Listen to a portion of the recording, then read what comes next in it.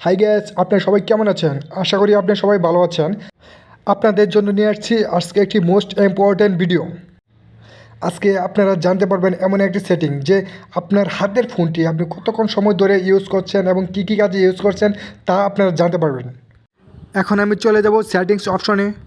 এখানে দেখেন digital wellbeing and parental control লেখা আছে। এখানে একটি ক্লিক করব। তারপর আপনি দেখতে পারবেন যে আপনি ফোনটি কতক্ষণ সারাদিন ব্যবহার করেছেন।